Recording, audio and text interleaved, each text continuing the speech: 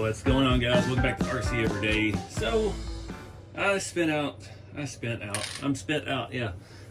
the evening out here last night playing with shop trucks, making some changes, and you can see I've got the patina blue body off my TF2 on the shop truck chassis with some new wheels, and we're going to take it a little bit further today. This is the next closest one to running and driving. It has a transmission, it has a drive shaft, it has a motor, it has a servo now. I don't have a servo horn for it at the moment, and it looks good. So this was the chassis that had the black body on it. So I had these black boom racing wheels with the steel chrome hubcaps, and it looked good, but that body honestly got filthy at all these events I've been going to, and yeah, I just took it off for now. Need to clean it up, and went this route. So ever since I first built this body, I put it on a shop truck and I loved it. These are the RC four-wheel drive 155 Landy something or another's Rust. It was their old Rust wheels, and I thought it was just like airbrush painted, printed on or something. I've never opened them. I've had them for years sitting around, and yeah, no, there's rust, and it's white paint over rust. The rust is coming through. I got rust all over my fingers last night putting wheels and tires together. And I got burnt out last night because I tried to swap on a narrower rear axle, and I wanted to run the rears on reverse so it looked like they were a little deeper, and it just wasn't jiving right. The Boom Racing 80 axle wouldn't work. They were rubbing the fenders, and I swapped in a 70 and did the whole thing, and they were tucking in more than the fronts. So there wasn't really a good compromise. These wheels have a direct pin hex, so there's not actually a 12 mil hex, it's just straight to the axle pin. And yeah, made for some weird back spacing issues, but I put it all back together and scrapped that video. But we're gonna work on this some more today. So this truck originally had the black body, like I said, with the engine bay. So I had cut down the front suspension mounts down to where they only had one shock mount. And I want it to set lower, honestly. The smaller wheel, I think it needs to set a little lower. So I've got some parts here. We're gonna swap on some stock, whatever you call them, IFS mounts. And I've got from Brad Edwards in our Facebook kit group, this is his C-notch set up. It bolts in. It's a nice looking little piece. I've got a couple of those. The Blazer desperately needs one of those, but I'm not ready to work on the Blazer. And this one still doesn't have any body mounts, so I've got a set of his printed body mounts with the printed body mount pieces. These are the ones that like the body comes with from RC four-wheel drive. I don't have any spares of those anymore because I've put them on all my TF2s, so I can run the square bodies on there. I even put it on the Blazers because they're a little bit more secure. The new Blazer has its own new body mount altogether, the new TF2 Blazer, so it doesn't need these, but I put it on my old one to add some rigidity to that body. So we've got a driver's side and a passenger side. I started mocking these up last night. Not sure, he gave these to me at Beat the Creek.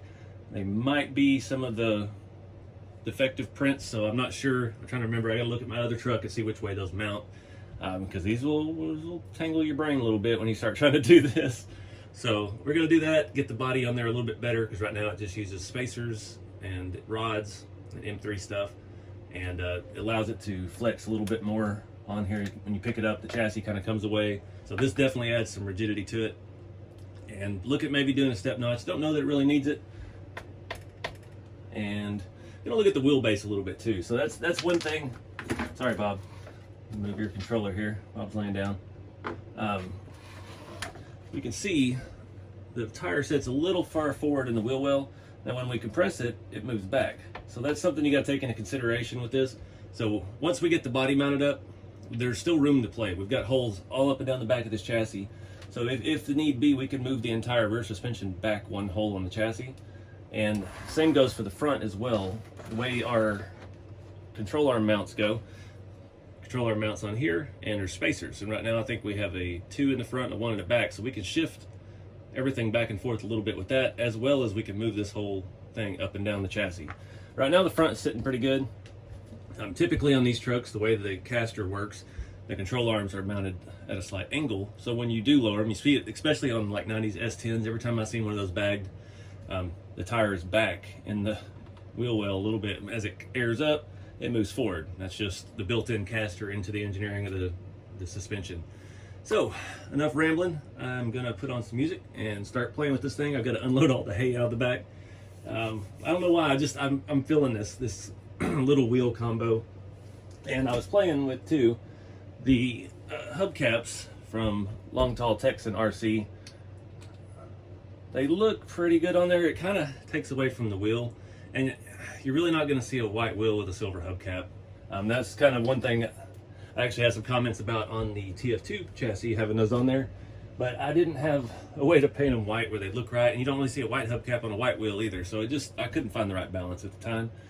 But I think this proper 5 lug for a half-ton 2-wheel drive pickup, I think it works. So let's get started. All right, so real quick, here's what we're looking at. These mounts will replace this basic setup that I had stuck in here. This was originally a prototype chassis. You can tell it has holes the entire length of it. We did away with some of these for production, where they're just really not necessary. I did swap in this brass Reefs 99 last night. I got that pretty thing. I need to stick it somewhere. So yeah, I did kind of a hack job of sanding those down to clear that engine bay. It was just kind of a proof of concept to see if it would really work. So this is going to mount into different holes. We're going to mount the grub screws in here, and it will set and lock into the body just like we did, but we're going to mount to different holes on the chassis. So this is already roundabout where we want. We'll sort out the wheelbase thing later. We can always also move this forward, and that will lower the back down some as well and help shift the rear end rearward. That may be the easiest option. And then we can look at the C-notch. You just you bolt it in there, and then you just kind of grind out the metal of the chassis. This really doesn't do a whole lot of structural. It's 3D printed, but it just kind of makes it look cool. Having an extra brace in there, another cross member as well, adds a little bit of rigidity, but it's just kind of a scale thing, really. Because like the real trucks, you would have a C-notch or a step notch, and there'll be other cross members and things in it. So we got plenty of room to work with the wheelbase on this drive shaft. There's a couple of different ones of these from Lesu that I've used. I have no idea which length that one is, so that size. And they're somewhere around the 180, 185 millimeter range. There's a couple on the website that Semi-Joe sells that will work for that. Up front, you can see, just have a very basic steering setup. Works well enough when it's low, without getting a whole lot of bump steer. This thing doesn't have a tremendous amount of travel. Really don't want to come down any lower than that, because then you can start to see, when you turn, you can see the steering link. But right now we've got plenty of up travel to go still. So these are 50 millimeter RC4 drive shocks with a 60 millimeter spring shoved in it. I've got some 60s that are some Amazon ones I'm looking at trying, but that's going to give us a lot more range. We could probably just move it up one hole, and this thing will be slammed probably lower than we want. But we might switch it out to those 60s, because the 50s I use more on the rat rods and stuff as well, so might be a better use of that part. So I'm going to start trying to do the body mounts. The problem is these screw in from the inside, getting into it with the transmission and everything in. I'm trying not to take the whole truck apart, but we're probably going to, because these mount from the inside as well, and getting in there is just going to be tight. So I think I may have to just at least take one side of everything off of the truck, take the rail off, and go from there. Kind of stinks, but it's going to be the easiest way. Not gonna be fighting it the whole time if we try to do it all together. Kind of like TF2, it's the transfer case mount, and some of that stuff mounts from the inside, and you really run the risk of stripping out screws when you're trying to do it the other way. So I've got my cheater here with my Bauhaus end, my new Helios tool end. So let's speed this process up.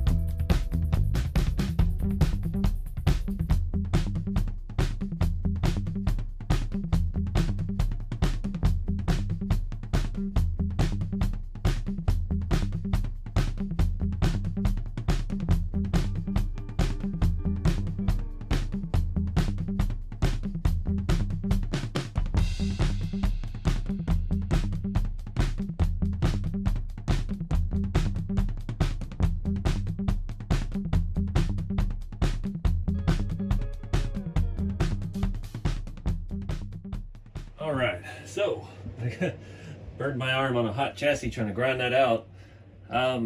It still feels a little high in the back, but I think I ended up moving this forward 2 holes. Moved it forward 1 and it actually felt stiffer, which probably would have been a smart decision with all the weight in the back of this truck, but whatever, we want to go low. I only moved this up to the 2nd lowest hole. Still got 3 options. It's pretty low. I don't think we're gonna need to go any lower. So still gotta get a servo horn. I only ordered a few. I've started selling reef servos on the website, since it's pretty much what these kits are designed around, the micro 99s. And I was testing out, because the servo horns have to be modified. You have to drill them out to an M3, because the micro ones are all 2.5 or 2 mil. And yeah, they sold out really quick. So I got to get some more of those. I need to put grub screws in this for the body mount still. We might try to steal these out of here if they are not in. I did Loctite those too. Yeah, those aren't coming out. So we'll get some new ones. That's not it.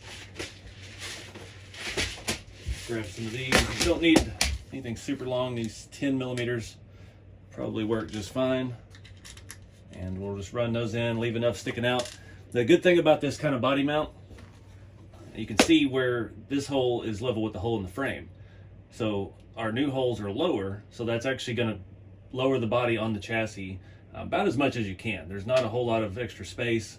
In the back there's probably 3 or 4 millimeter, so we're taking a couple of that out with this, and makes it look even lower. So that's been the ultimate goal of all of this. So I'm gonna run some grub screws in these. I'm gonna put the body on, see how it looks. All right, so like my other truck, the body doesn't really need to come off. You can access all the electronics and the battery and everything from the bottom. It's an option for you. Get this side lined up. Oh, come on. There we go. Give it a little pry out on this side. Get it started. It's a little tight. That's what keeps it on. Bingo. All right. I'm sure nothing is interfering with anything. This, again, I said this is the prototype chassis. You can see where I've just sawed off the ends. It was a little bit longer to start with. Having this Traxxas bumper on the front, the way that I'm mounting those up, it gets into the way of the chassis, so I had to chop it down a little bit more. So get that out of the way. So let's see what we've done here. Make sure everything looks nice and square. Perfect. All right, how low can we go? Oh man.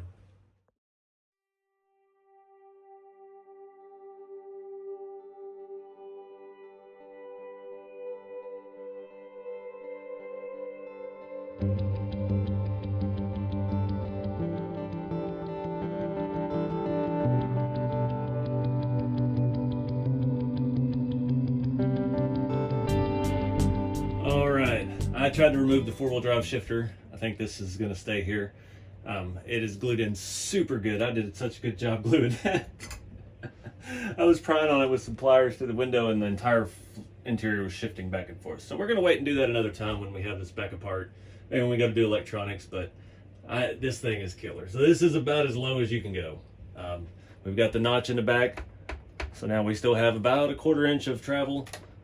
Front's about the 1/4 inch. We've got, feels pretty good with those stiffer springs and those 50 mil shocks. This thing just looks mean. Now those little 15s don't look so out of place. I feel pretty confident with the stance now. That just looks dang mean. I dig it. All right, I got all new motivation now. My arm still hurts from where I burned myself with the frame rail. So we got to figure out some electronics and get a servo horn. I'm pretty sure I don't have any servo horns. Everything's still a mess from all of my travels. I'm not going to do an engine bay in this one. I didn't have one in this body originally. We might throw in a scale engine. I'm not super worried about it. This truck is just, it's a looker. I like it. We could even, may have to, we still have more up travel if we move the suspension or the steering link. There's a guy in a group who actually made a, I don't remember what you call it now, made a proper steering setup with not a rack and pinion, but like a, you know what I'm trying to say. It actually looked pretty cool. I don't think we got enough room for that in this one, but it yeah, a little bit of tweaking, this will be just fine. I'm digging it. I almost took the stake sides off, but yeah, I'm feeling it. All right, guys, that's gonna wrap it up for this video. Really happy with how this came out. I love these things slammed, and this is if I had one in real life, I don't know if I'd do the hay bales and all that, but I would definitely want it as low as possible. So anyways, appreciate you guys watching. If you're interested in these chassis kits, check out RCeveryday.com. I've got them in stock at the time of filming this, and had pretty regular stock on them, so they're not short supply as they were in the beginning when everybody was rushing for them. So that, and I still got rat rods in stock too. So appreciate you guys watching. I just realized too, the channel has over 1,000 videos on it now. So fair to say 1,000 of like 1,019 or so. There's probably at least 1,000 RC videos. It's crazy. I wanted to do something special, and that just kind of slipped by during all this crazy event traveling and stuff this year. I didn't even realize that I'd hit that mark finally. It's been a long time. It's been actually, I think, over a decade now since I started the channel in 09, but it had a bunch of other stuff on it that I was doing, and didn't really get to the RC stuff till I think around 2011 or 12. So yeah, it's been a wild ride, and appreciate everybody. I've got some of you guys that still comment that have been there from the beginning, and it's really cool to see you around still. Glad I hadn't bored you to death. But anyways, guys, get out there and do something fun with the hobby. Keep it scale, and I'll see you next time.